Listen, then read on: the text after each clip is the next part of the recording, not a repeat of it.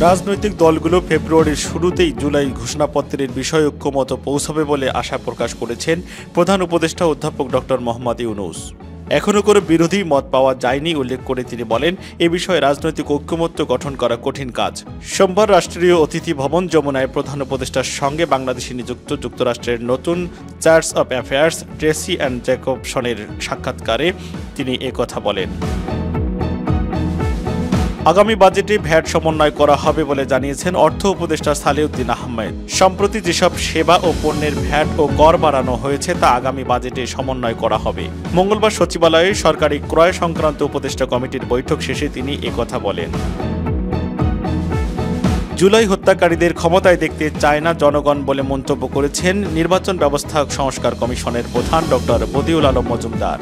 গুম, খুন ও নির্বিচারে বিচার বহির্ভূত হত্যাকারীদের আবার ক্ষমতায় আসুক, দেশের অধিকাংশ জনগণ তা চায় না। মঙ্গলবার রাজধানীর আগারগাঁওয়ের নির্বাচন কমিশন ভবনে সাংবাদিকদের তিনি একথা বলেন। বিভিন্ন বিষয়ে সংস্কার, স্বল্প ও দীর্ঘমেয়াদী সুপারিশ আলাদা করবে 5টি কমিশন। পরে ওই সুপারিশ অন্তর্বর্তী সরকারের কাছে দেয়া হবে।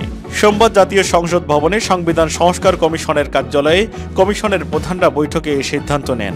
সভায় কমিশন প্রধানরা তাদের নিজ নিজ কমিশনের দেয়া সুপারিশগুলোর বিভিন্ন দিক নিয়ে আলোচনা করেন। এতে কারো ভিন্ন মত থাকলেও তা চিহ্নিত করা হবে। মোংলা বন্দরে 2টি কন্টেনার জেটি নির্মাণের এক প্রকল্পে ব্যয় কমানো হল 214 কোটি 53 লাখ টাকা। পতিত আওয়ামী লীগ সরকারের আমলে ওই প্রকল্পের ব্যয় নির্ধারণ করা হয়েছিল 4,282 কোটি 76 লাখ টাকা। অন্তর্বর্তী সরকার ওই ব্যয় কমানোয় এখন খরচ দাঁড়িয়েছে 4,068 কোটি 22 লাখ টাকায়। প্রকল্পটি হচ্ছে মোংলা বন্দরের সুবিধাবাদীর সম্প্রসারণ ও উন্নয়ন। ব্যয় কমানোর পর প্রকল্পটি সম্প্রতি অনুমোদনের জন্য জাতীয় অর্থনৈতিক পরিষদের নির্বাহী কমিটিতে পাঠিয়েছে নৌ পরিবহন মন্ত্রণালয়। সংশ্লিষ্ট সূত্রে এ তথ্য জানা গেছে। অতি বিপ্লবী কোনো চিন্তা ভাবনা নিয়ে সমাজে অস্থিরতা সৃষ্টি করা কারো কাম্য নয় বলে মন্তব্য করেছেন বিএনপি মহাসচিব মির্জা ফখরুল ইসলাম আলমগীর। মঙ্গলবার দুপুরে জাতীয় প্রেস ক্লাবে বিএনপির প্রতিষ্ঠাতা শহীদ রাষ্ট্রপতি জিয়াউর রহমানের 89তম জন্মবার্ষিকী এবং জিয়া স্মৃতি পাঠাগারের 12তম প্রতিষ্ঠাবার্ষিকী উপলক্ষে আয়োজিত গ্রন্থ আড্ডায় যোগ দিয়ে প্রধান অতিথির বক্তব্যে তিনি একথা বলেন।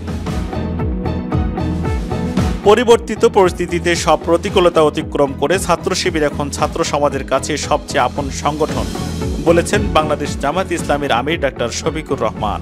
মঙ্গলবার বাংলাদেশ ইসলামী ছাত্র শিবির কর্তৃক আয়োজিত শাখা দায়িত্বশীল কর্মশালায় প্রধান অতিথির বক্তব্যে এসব কথা বলেন জামাতের আমির।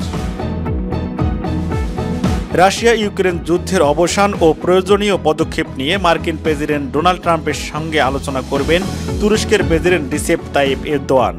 স্লোভাকিয়ার প্রধানমন্ত্রী রবার্ট ফিকোর সঙ্গে এক যৌথ সংবাদ সম্মেলনে একথা জানিয়েছেন